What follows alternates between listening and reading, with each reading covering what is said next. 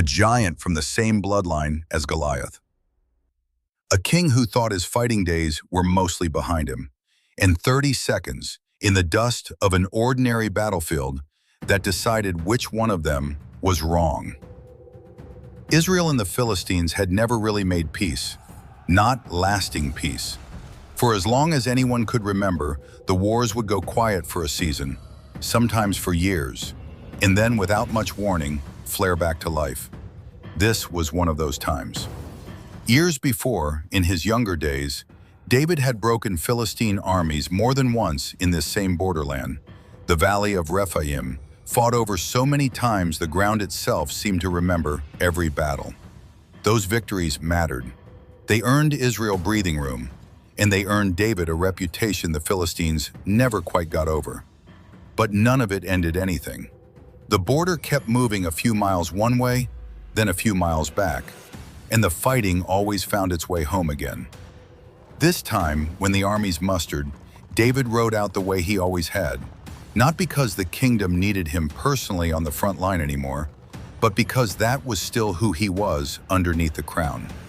He wasn't the young shepherd who'd once stood alone in front of both armies with nothing but a sling, staring down a champion twice his size in this same stretch of country.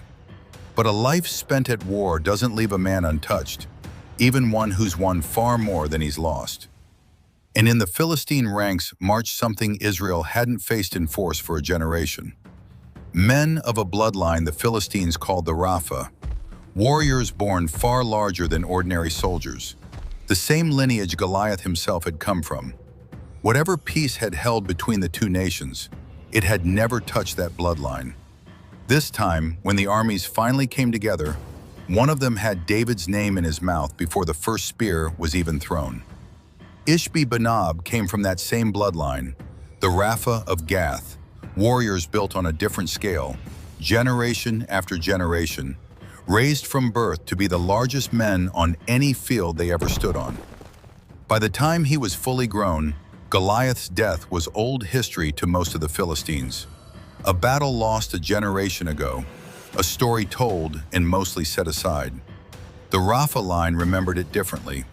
When one of their own falls to a shepherd with a sling, in a family of giants, that isn't a footnote in a longer war. It becomes the standard every warrior after him measures himself against, whether he says so out loud or not. When war broke out again with Israel, Ishbi-Benob didn't march out as just another soldier in the line. The record is specific about him in a way it isn't for most Philistine fighters. He carried a spear with a bronze head weighing nearly 8 pounds, heavier than most men could even lift to fighting weight, let alone swing with any skill.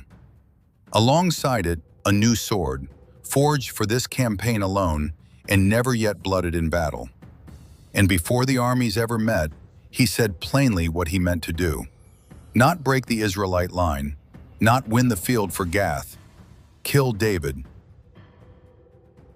Whatever drove that, the weight of his bloodline's oldest defeat, or simply the ambition of a warrior built to be the biggest man anyone had ever stood against. If Ishbi-Benob carried his bloodline's oldest defeat onto the field, Abishai carried something else entirely: blood loyalty, and a temper that had never once needed encouragement from anyone.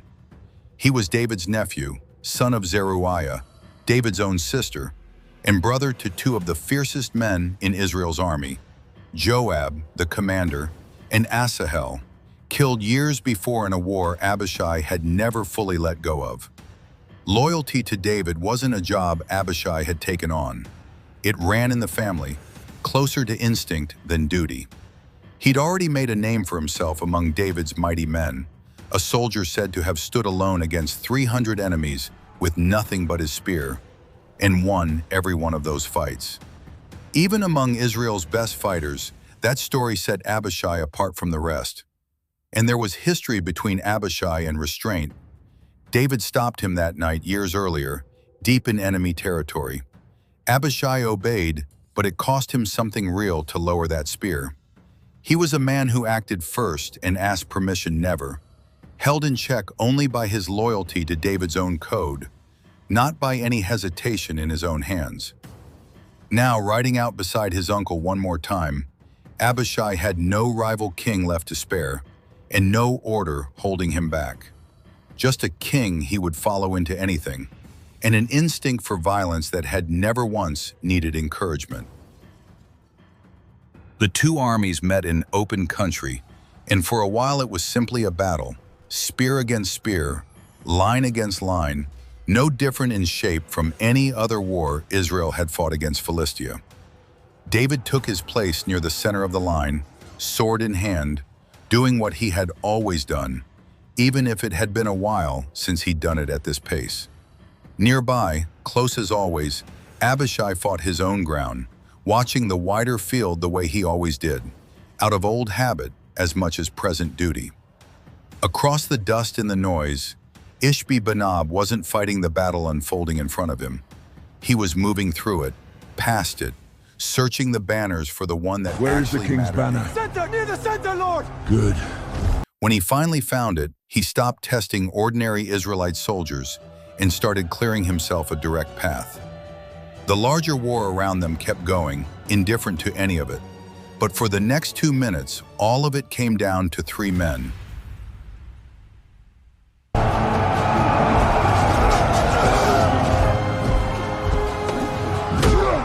Where is the king's banner? Center, near the center, Lord! Good.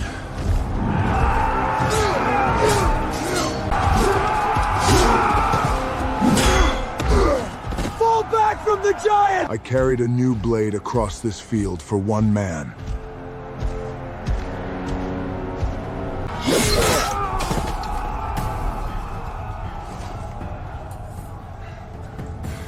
Hold the line, where? Stay on your feet. Count what you have.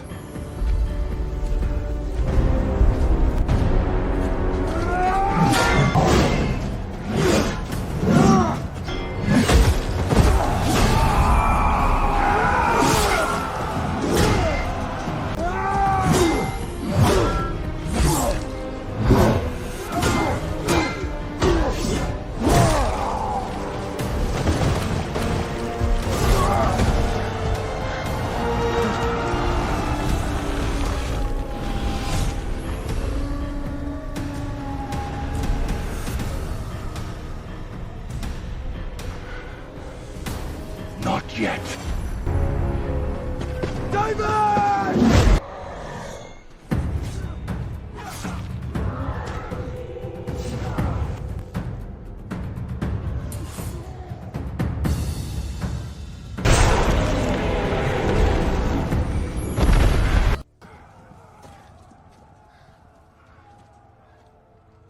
You're still standing. Because of you.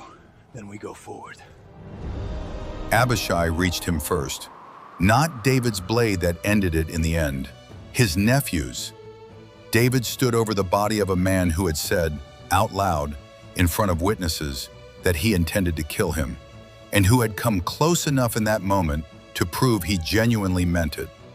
Not because David had fought badly that day, because no sword arm, however well trained, however many battles it had survived, was ever built to match that much size and reach alone.